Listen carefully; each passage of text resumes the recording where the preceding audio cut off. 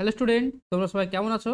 আশা করি ভালো আছো। তো আজকে আমরা বসে দেখি 6.1 এর 18 নম্বর অঙ্কটা করব। দেখো কি বলেছে এখানে। বলেছে 6 মাস অন্তর দেয় বার্ষিক 8% চক্রবৃদ্ধি হার সুদে 6,000 টাকার 1 বছরের চক্রবৃদ্ধি সুদ নির্ণয় করে। দেখো এখানেও সেম অঙ্ক, কিন্তু দেখো এই জায়গাতে একটা এক্সট্রা বাড়তে একটা ওয়ার্ড আছে কি, 6 মাস অন্তর। এই কথাটা দেওয়ার মানেটা কি? এটা আসলে কি বোঝাতে চাইছে তোমাকে? মানে হচ্ছে যে আমরা যে লিখতাম সূত্রটা P into one plus R by 100 to the power n, এটা কি 1 বছরের সুদ ছিল, তাই তো? 1 বছর 2 বছর সে যাই হোক, এন এর মান যেমন হবে তত বছরের।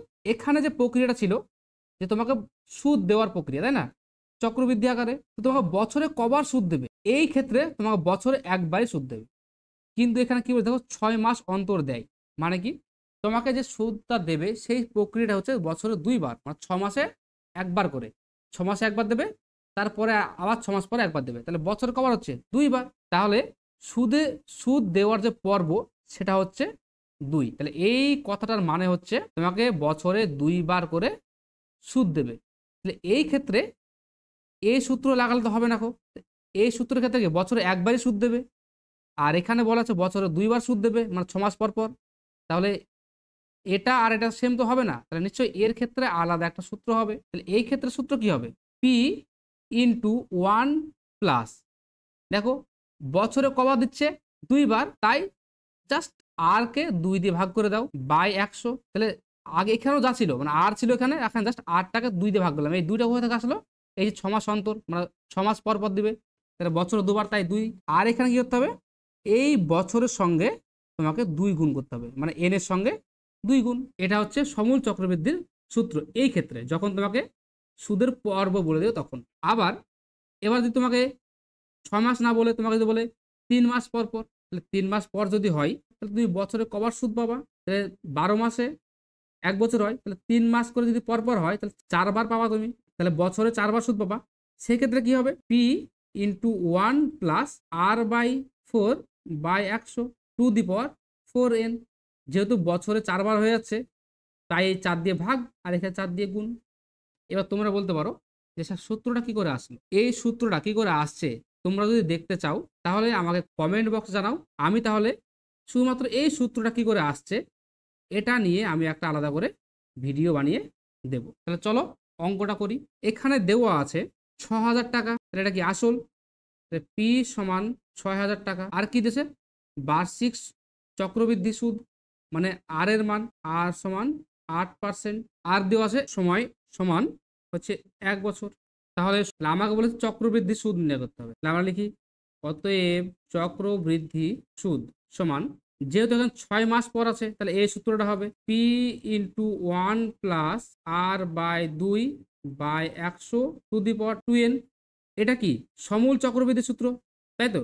মানে এটা হচ্ছে সমূল চক্রবৃদ্ধি, তা আমাকে কি বের করতে হবে? শুধুমাত্র সুদ মাইনাস আসল। এর মান বসাও 6,000 ইন্টু ওয়ান প্লাস আর এর মান হচ্ছে 8, তাহলে 8/2/100 সমান 2 ইন্টু এন এর মান হচ্ছে সময় হচ্ছে 1 বছর, 1 মাইনাস 6,000। তাহলে 6,000 ইন্টু এই 2 দিয়ে কাটলে হয় 4, তাহলে 1 প্লাস 4/100, তার মানে কি 104/100 ইন্টু, যেহেতু এখানকার 2 ইন্টু 1 মানে স্কোয়ার আছে, তাহলে দুবার লিখতে হবে 104/100 মাইনাস 6,000। তাহলে এই শূন্য এই শূন্য এই শূন্য 3টে শূন্য, আর এখানে নিচে 3টে শূন্য কেটে দিলাম। তাহলে এখানে পড়ে থাকবে 6, 104 আর 104, এই 3টে গুণ করলে হয় 64, 8, 9, 6 বাই নিচে 10 মাইনাস 6,000। তাহলে এক ঘর আগে দশমিক বসে দিলে কত হবে? 6489.6 মাইনাস 6,000। তাহলে বিয়োগ করলে হবে 489.6। তাহলে এটা কি চক্রবৃদ্ধি সুদ? তাহলে অতএব 1 বছরের চক্রবৃদ্ধি সুদ 489.6 টাকা। 19 নম্বর অঙ্কটা দেখো। বলেছে 3 মাস অন্তর দেয় বার্ষিক 10% চক্রবৃদ্ধি হার সুদে 6,250 টাকার 9 মাসের চক্রবৃদ্ধি সুদ হিসাব করে লিখি। তাহলে দেখো এখানেও দেখো কি বলেছে, 3 মাস অন্তর দেয়, তাহলে 3 মাস পর পর দেয়, তাহলে বছরে কবার দেবে? 4 বার দেবে। তাহলে এখানে কি কি দেওয়া আছে আগে লিখে নিই। এখানে এটা হচ্ছে আসল টাকা, তাহলে লিখবো পি সমান 50 টাকা। এটা হচ্ছে আর এর মান, আর সমান 10%। আর এন এর সময়টা কত কি বলেছে, 9 মাস বলেছে।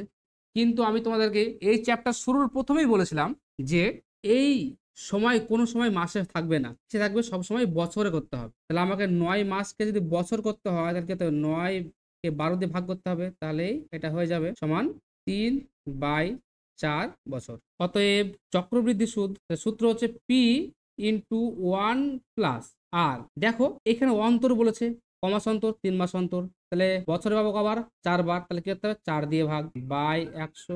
আর এই সময়টাকে কি করতে হবে 4 দিয়ে গুণ করতে হবে, তাহলে হয়ে গেল। তাহলে এটা কি হলো, সমূল চক্রবৃদ্ধি। আর আমি লিখেছি কি শুধুমাত্র সুদ বের করতে হবে, তাহলে মাইনাস আসলটা বাদ, তাহলে হয়ে যাবে মান বসাও 6250 ইন্টু 1 প্লাস আর হচ্ছে 10/4/100 ইন্টু 3/4, এর মাঝে 3/4 মাইনাস 6250।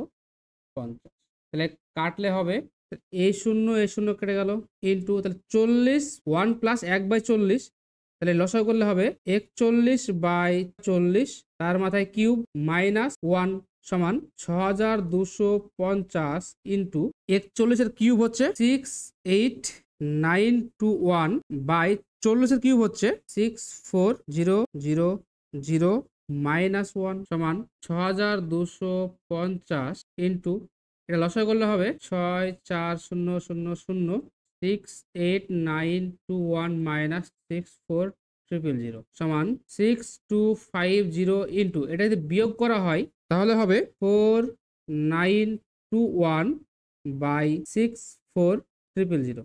এই শূন্য কাটলাম, যদি 5 দিয়ে ভাগ করি তাহলে হবে এটা 125 আর এটা হবে 1280।